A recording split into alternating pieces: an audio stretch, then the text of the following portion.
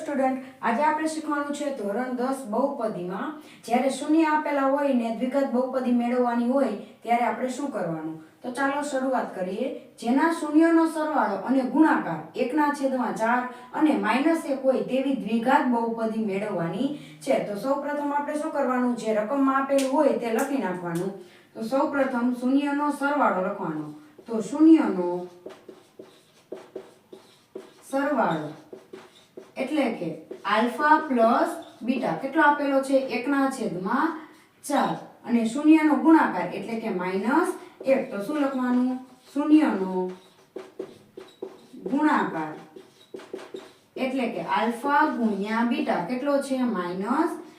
હવે દ્વિઘાત બહુપદી મેળવવા માટે તેનું બહુપદીનું પ્રમાણિત સૂત્ર લખવાનું. તો p ઓફ x બરાબર k કૌંસમાં x² minus alpha plus beta x plus alpha ગુણ્યા બીટા.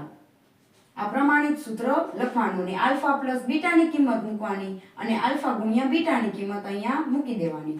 તો k x² alpha plus beta એટલે કે 1/4 x આલ્ફા ગુણ્યા બીટા એટલે શું લખવાનું તમારે -1.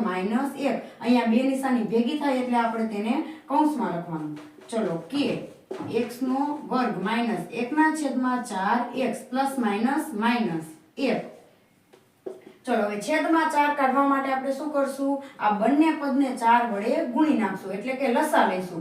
જેના છેદમાં 4 હોય એ પદને ગુણવાનું નથી, એના સિવાયના પદને આપણે ગુણી નાખવાનું. તો આ પદને 4 વડે ગુણો તો શું થાય, 4x² થાય. આ પદને ગુણવાનું નથી કારણ કે ઓલરેડી તેના છેદમાં 4 છે. તો અહીંયા આખાના છેદમાં 4 આવી જશે -4 × 4.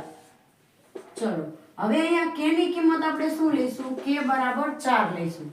તો 4x² માઇનસ 1x માઇનસ 4 અને આખાના છેદમાં 4 હતા. તો આ 4 શું થઈ જાય, કેન્સલ થઈ જાય અને દ્વિઘાત બહુપદી શું મળે આપણને, 4x² માઇનસ 1x અથવા તો x માઇનસ 4. આ p ઓફ x એટલે કે દ્વિઘાત બહુપદી આપણને મળી ગઈ.